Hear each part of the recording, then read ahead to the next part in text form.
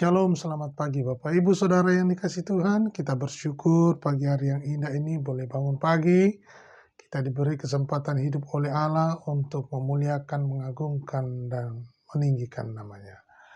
Mari Bapak Ibu sebelum kita membaca dan merenungkan firman-Nya untuk menerima berkat-Nya, berkat rohani pagi hari ini kita berdoa. Terima kasih Bapak Surgawi, kami sungguh bersyukur atas kesempatan hidup yang Engkau berikan buat kami. Kami percaya apa yang kami baca dan renungkan oleh kekuatan Roh Kudus, kami dimampukan untuk mengerti kehendak Allah dalam hidup kami. Pimpin kami siap untuk membaca firman Tuhan. Kami mohonkan dalam nama Tuhan Yesus Kristus. Haleluya. Amin. Nah, Bapak Ibu, pagi hari ini kita masuk di dalam pembacaan firman Tuhan, Wahyu pasalnya yang ke-16. Firman Tuhan berkata, demikian. Ketujuh malapetaka. Dan aku mendengar suara yang nyaring dari dalam bait suci berkata kepada 7 malaikat itu, pergilah dan tumpahkanlah ketujuh cawan murka Allah itu ke atas bumi. Maka pergilah malaikat yang pertama dan ia menumpahkan cawannya ke atas bumi.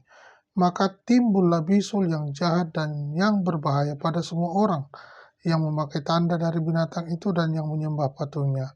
Dan malaikat yang kedua menumpahkan cawannya ke atas laut, maka air menjadi darah, seperti darah orang mati, dan matilah segala yang bernyawa dan yang hidup dalam laut.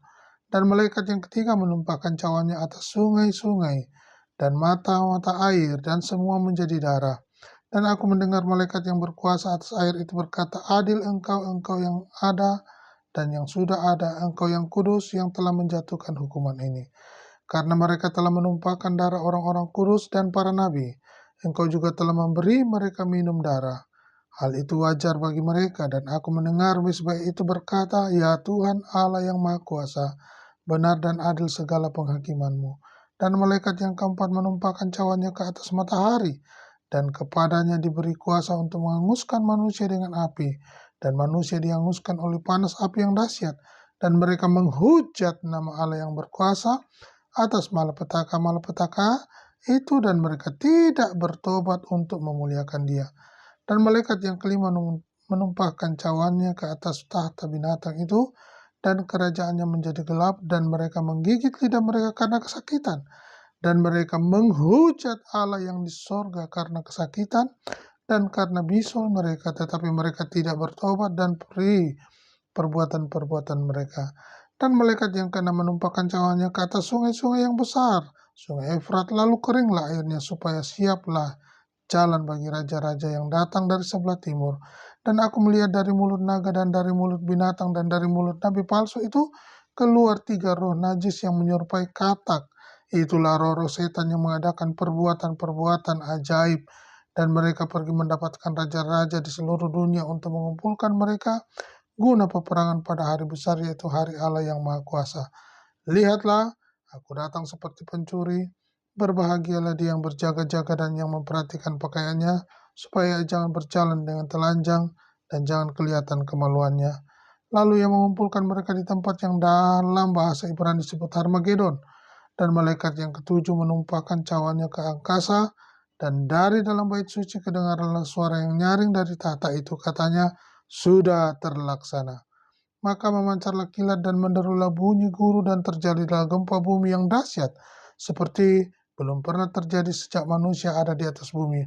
Begitu hebatnya gempa bumi itu. Lalu terbelahlah kota besar itu menjadi 3 bagian, dan runtuhlah kota-kota bangsa-bangsa yang tidak mengenal Allah. Maka teringatlah Allah akan Babel yang besar itu, untuk memberikan kepadanya cawan yang penuh dengan anggur kegeraman murkanya. Dan semua pulau hilang lenyap, dan tidak ditemukan lagi gunung-gunung, dan hujan es besar seberat 100 pon jatuh dari langit menimpa manusia, dan manusia menghujat Allah karena malapetaka hujan es itu, sebab malapetaka itu sangat dahsyat. Bapak Ibu yang dikasih Tuhan, satu perikop tentang pasal 16 ini adalah ketujuh malapetaka. Kalau kita memperhatikan ayat yang pertama sampai yang terakhir, sekalipun Allah itu memberikan kesempatan buat mereka untuk bertobat, ternyata manusia itu menghujat Allah yang maha tinggi. Dari ayat-ayat yang kita baca ini, bagaimana ketujuh malapetaka itu dikatakan bahwa ketujuh malaikat itu pergilah dan tumpahkanlah ketujuh cawan murka Allah itu ke atas bumi. Maka pergilah malaikat yang pertama dan ia menumpahkan cawan ke atas bumi. Maka timbullah bisul yang jahat dan yang berbahaya pada semua orang yang memakai tanda binatang itu dan yang menyembah patungnya. Jadi, cawan murka Allah ini ditujukan kepada orang yang jahat, orang yang tidak setia supaya ada kesempatan. Tapi ketika cawan-cawan itu ditumpahkan, justru bukan pertobatan, bukan permohonan ampun yang keluar, tetapi dikatakan justru hujatan yang keluar, keluh kesah yang keluar. Ya, perhatikan ayatnya yang ke-8. Dan malaikat yang keempat menumpahkan cawannya ke atas matahari dan kepadanya diberi kuasa menghanguskan manusia dengan api. 9. Dan manusia dihanguskan oleh panas api yang dahsyat dan mereka menghujat nama Allah yang berkuasa atas malapetaka dan mereka tidak bertobat untuk memuliakan Dia. Perhatikan ayatnya yang ke-9 ya. Jadi ketika manusia diberi kesempatan untuk bertobat melalui cawan murka Allah, bukannya mereka, Tuhan ampuni kami yang berdosa ini. Ternyata tidak demikian. Justru mereka menghujat, mengumpat, kata-kata kasar. Ya, perhatikan. Mereka tidak bertobat untuk memuliakan Dia. Ini Bapak Ibu.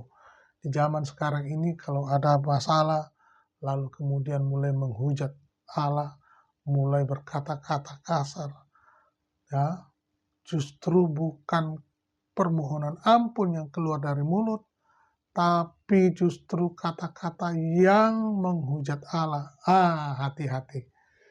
Kita jangan sampai jadi bagian daripada orang-orang yang demikian, yang mereka tidak mau bertobat, ya. Nah, perhatikan ayatnya yang ke-10.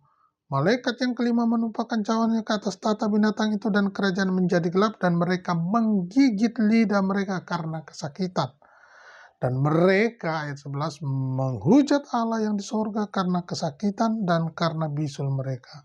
Tetapi mereka tidak bertobat dari perbuatan-perbuatan mereka. Kita sebagai orang percaya mengalami penderitaan, mengalami sakit, ya, ingat bahwa tidak boleh mengeluh, tidak boleh menghujat Allah dalam kesakitan yang dialami. Ingat bahwa ada kesempatan yang diberikan Allah kepada setiap orang untuk memohon kesembuhan, memohon pemulihan, memohon kedamaian, mohon pertobatan. Nah, kesempatan itu diberikan di akhir zaman ini, ya. Jangan justru terbalik, minta matilah, minta inilah, minta bahkan kata-katanya kasar.